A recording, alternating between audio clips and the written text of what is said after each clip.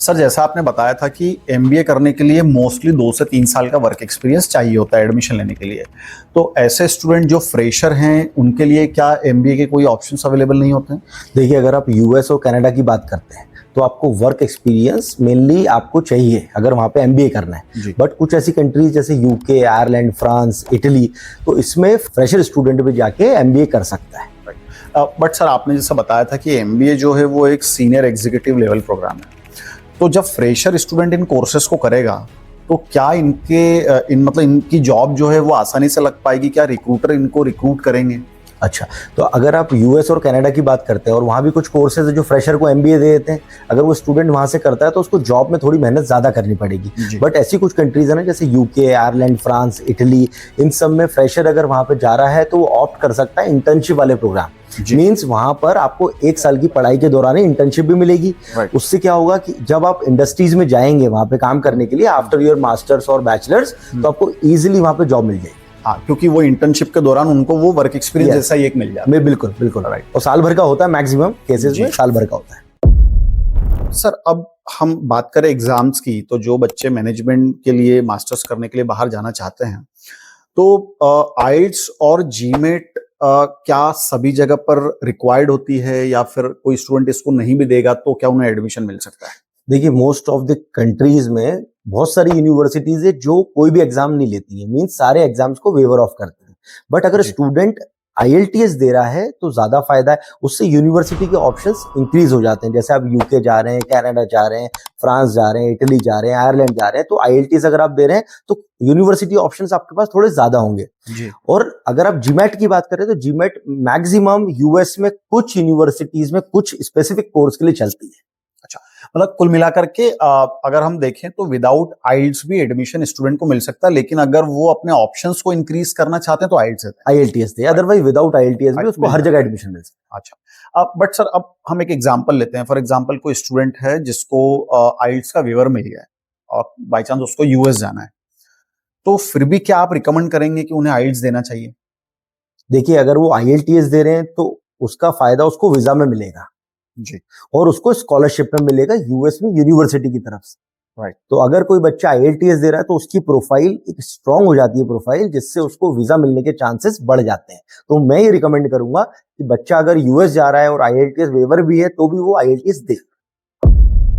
तो सर, एक स्टूडेंट की प्रोफाइल स्ट्रांग कैसे हो सकती है, या जब वो स्टडी अब्रॉड का प्लान कर रहे हैं, उनको एडमिशन के लिए अप्लाई करना है, तो क्या ऐसी चीजें हैं जिससे उनका प्रोफाइल और ज्यादा स्ट्रांग हो जाए? देखिए मिस्टर अमित, अगर बच्चे को प्रोफाइल स्ट्रांग करनी है तो उसको एक तो एकेडमिक पे ध्यान देना होगा, दूसरा उसको अपनी profile building means extra curricular activities पे ध्यान देना होगा या फिर कुछ कोर्सेज करने पड़ेंगे। चलिए मैं एक एग्जांपल देता हूँ।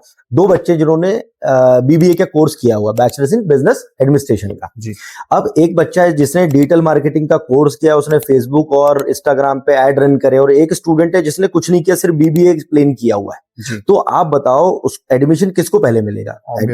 तो एडमिशन उसको पहले मिलेगा जिसने कुछ एक्स्ट्रा करा हुआ है अपनी लाइफ में भी, अपने एक्टिविटीज में या अपने एक्स्ट्रा करिकुलर एक्टिविटीज जो ये सब इंप्रूव करना रहता है या प्रोफाइल बिल्डिंग में इंप्रूव किया हो।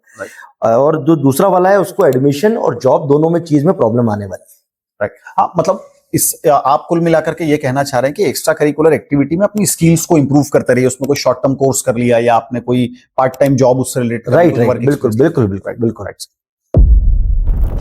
सर, अब जो स्टूडेंट स्टडी अब्रॉड के लिए जाना चाहते हैं मास्टर्स करने के लिए, तो उनके लिए एक मिनिमम एलिजिबिलिटी क्राइटेरिया क्या है परसेंटेज का? देखिए, अगर कोई स्टूडेंट 50% लाया हुआ है अपने एकेडमिक में, मीन्स अगर कोई बैचलर्स के लिए जा रहा है 12th में अगर वो 50% लाया है, या फिर कोई मास्टर्स के लिए जा रहा है और बैचलर्स में 50% के ऊपर है 50% लाया है, तो वो सारे बच्चे एलिजिबल होते हैं 50% के ऊपर वाले। मतलब रिगार्डलेस ऑफ यूनिवर्सिटी हम ये कह रहे हैं कि अगर आपके 50 हैं तो भी एलिजिबल हैं, और अगर 55 है तो ऑप्शंस। बिल्कुल। बट सर, इसमें एक मेरा इसी से रिलेटेड एक और क्वेश्चन है कि अब हम ऐसा मान लेते हैं कि कोई स्टूडेंट है जो ये चाह रहा है कि मुझे वर्ल्ड की टॉप 100 रैंक यूनिवर्सिटी या टॉप 200 रैंक यूनिवर्सिटी से ही मास्टर्स करना है, उसका 55% है, तो क्या वो स्टूडेंट भी मास्टर्स कर सकते हैं ऐसे टॉप एंड यूनिवर्सिटी से? देखिए, जो बच्चे 55% लाए उनको टॉप यूनिवर्सिटी में पढ़ना है तो बिल्कुल पॉसिबल है। मैं एक एग्जांपल देके समझाता हूँ आपको। देखिए, अपन एग्जांपल लेते हैं यूनिवर्सिटी ऑफ लीड्स का, जो कि यूके में है, टॉप रैंक यूनिवर्सिटी है।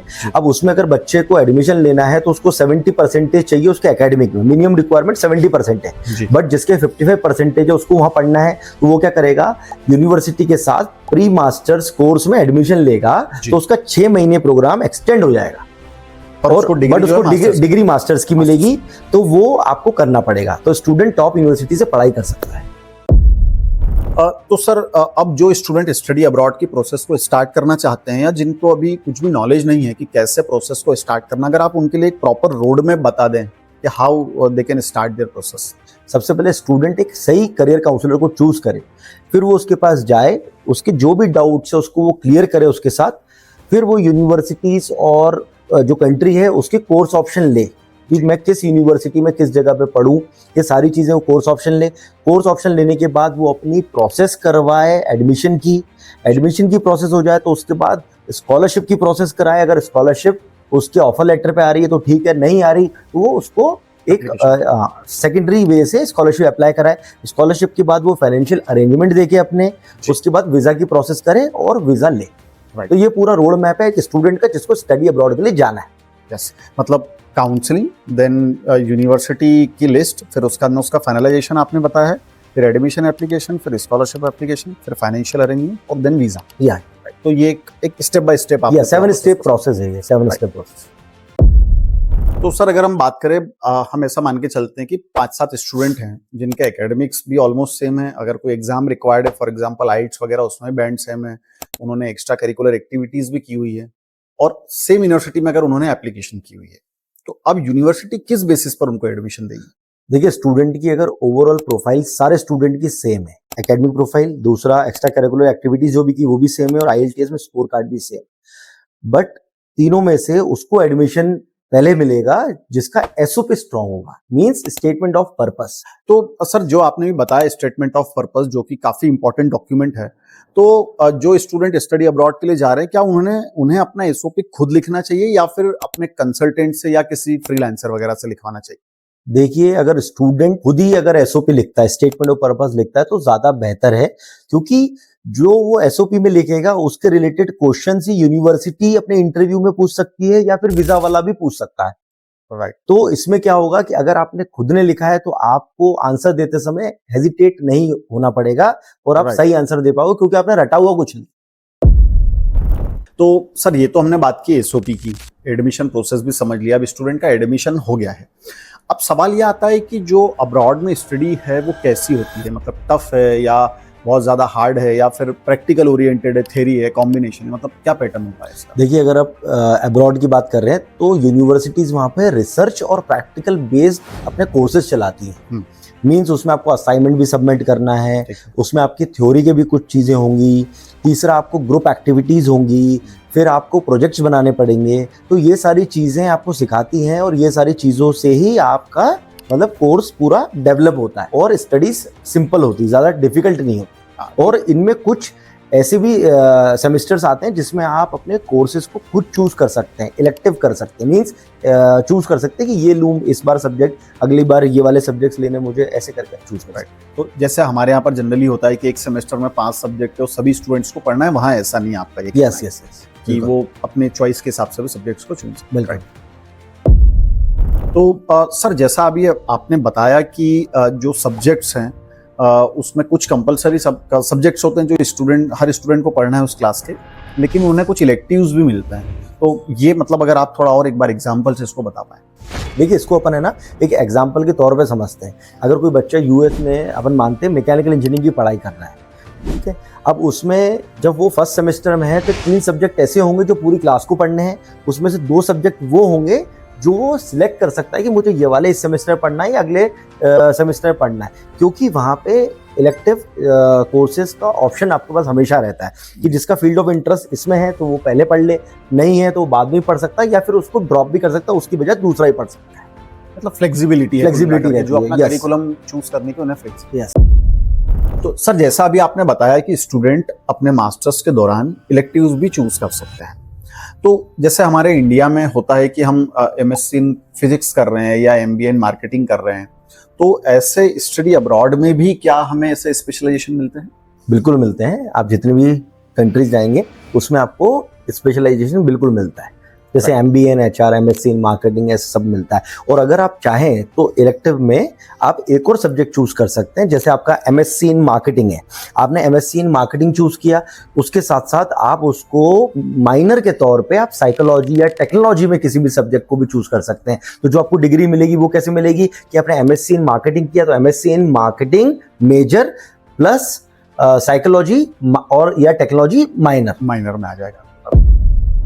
तो सर ये मेजर और माइनर जो सब्जेक्ट्स हैं इसको हम चूज कैसे करते हैं? देखिए कोई भी स्टूडेंट अगर स्टडी अब्रॉड के लिए जा रहा है तो जब वो एडमिशन यहाँ से लेता है तो मेजर सब्जेक्ट तो उसका पहले से डिसाइड होता है। मींस अगर उसने एमबीए मार्केटिंग में ले रहा है या फिर एमएससी इन मार्केटिंग या फाइनेंस कर रहा है तो वो इंडिया से ही डिसाइड होगा कि वो किस सब्जेक्ट में अपना एमबीए एमएससी करने जा रहा है। बट वो फर्स्ट और सेकंड सेमेस्टर में अपना माइनर भी चूज कर सकता है। उसमें वो उसको 3 या 4 क्रेडिट अर्न करने पड़ेंगे। क्रेडिट स्कोर के अकॉर्डिंग वो माइनर को चूज करके माइनर सब्जेक्ट ले सकता है। Right sir. तो सर ऐसी मेजरली कौन सी कंट्रीज हैं जो ये मेजर सब्जेक्ट्स और माइनर सब्जेक्ट्स को चूज करने के लिए स्टूडेंट को मतलब ऑप्शंस देते हैं? देखिए मेनली ये जो माइनर और मेजर वाला कंसेप्ट है ये यूएस में एप्लीकेबल होता है। यूएस वाले ही ऐसी डिग्रीज देते हैं। राइट। तो सर बाकी कंट्रीज में जैसे अगर हम बात करें ऑस्ट्रेलिया है या फिर यूके या आयरलैंड या इटली, तो क्या इनके अंदर ये मेजर माइनर नहीं होता? नहीं, वहां पे मेजर माइनर नहीं होता, बट आप उसमें डुअल स्पेशलाइजेशन चूज कर सकते हैं। Means marketing with finance, HR with finance आप खुद चूज कर सकते हैं। तो वहां पे तो बहुत ज्यादा इजी। राइट। सर अब हमने बात की है कि जो स्टूडेंट स्टडी अब्रॉड के लिए जाना चाहते हैं, खास करके मैनेजमेंट फील्ड में मास्टर्स करने के लिए, उनकी हमने सारी बात तो कर ली, लेकिन एक जो सबसे इंपॉर्टेंट टॉपिक है कि जो स्टूडेंट स्टडी अब्रॉड से मास्टर्स कर रहे हैं मैनेजमेंट में, उनको जॉब कितनी आसानी से मिलती है? देखिए अगर आप मैनेजमेंट की बात कर रहे हैं तो मैनेजमेंट एक क्रॉस इंडस्ट्री है। आपको एग्जांपल देता हूं कि अगर कोई कार मैन्युफैक्चरिंग कंपनी है तो कार मैन्युफैक्चरिंग कंपनी आपको दूर से दिख रहा है ये कार बना रही है, बट इसके अंदर मैनेजमेंट वाले लोग ही लगे होंगे। देखिए आप फाइनेंस वाले वहाँ होंगे, वहाँ एचआर वाले होंगे, वहाँ पे सेल्स एंड मार्केटिंग वाले होंगे। तो आपको मैनेजमेंट की जॉब इजीली इन कंपनीज में मिल सकती है। मींस क्रॉस इंडस्ट्री कनेक्शन है। अगर कोई हॉस्पिटल है, हॉस्पिटल में मैनेजमेंट वालों की जरूरत है, तो मैनेजमेंट वालों की जॉब सबसे ज्यादा ईजी होती है फॉरेन में लगना। तो कुल मिलाकर के जो मैनेजमेंट फील्ड है एक वर्सेटाइल फील्ड है, तो अगर प्रॉपर प्लानिंग के साथ स्टूडेंट अगर जा रहा है तो जॉब बहुत आसानी से मिल जाती है। राइट। जो भी बच्चे स्टडी अब्रॉड में मास्टर्स करने के लिए जा रहे हैं मैनेजमेंट में, उनके लिए जॉब आसानी से मिलेगी, लेकिन फिर भी आप स्टूडेंट को क्या सजेशन देना चाहेंगे जिससे, या वो किन फैक्टर्स पर ज्यादा काम करें जिससे जॉब और जल्दी और आसानी से मिल जाए? देखिए स्टूडेंट यूनिवर्सिटी में है तो उसको सबसे पहले कम्युनिकेशन स्किल पे ध्यान देना चाहिए। सेकेंडली वो लिंक्डइन और अपना सीवी को स्ट्रॉन्ग करे। थर्ड नंबर पे आता है कि करियर डेवलपमेंट सेल जो यूनिवर्सिटी के अंदर होगा उसके कांटेक्ट में रहे, प्लस अपने एलुमिनाई से कांटेक्ट में रहे जो पुराने पास होके वो जॉब कर रहे हैं, क्योंकि आपको जॉब इजीली मिल जाती है कनेक्शन से, है ना। उसके बाद चौथा, वो पढ़ाई के दौरान अपने इंटर्नशिप और लाइफ प्रोजेक्ट्स पे ध्यान दे। अगर ये चारों पॉइंट्स को वो कवर करता है, चारों चीजों को करता है, तो जॉब मिलना तय है, बहुत ईजी है जॉब मिलना। मेरा जो अगला क्वेश्चन है वो ये है कि अगर कोई स्टूडेंट मास्टर्स कर लेता है तो उसके बाद में उसको स्टडी अब्रॉड जैसी उसकी कंप्लीट हो जाती है, तो उसके बाद में उसको एक मिनिमम पैकेज क्या ऑफर होता है? देखिए मिनिमम हर कंट्री का अलग अलग है, बट मिनिमम हम ऐसा मानते हैं कि उसको 35 to 40 लाख रुपीस का फर्स्ट ईयर में ही जॉब लग जाता है। ये हम मान के चलते हैं। ये इतना मिलता ही है, इससे ज्यादा ही मिलता है, इससे कम बहुत मुश्किल है, नहीं मिलता।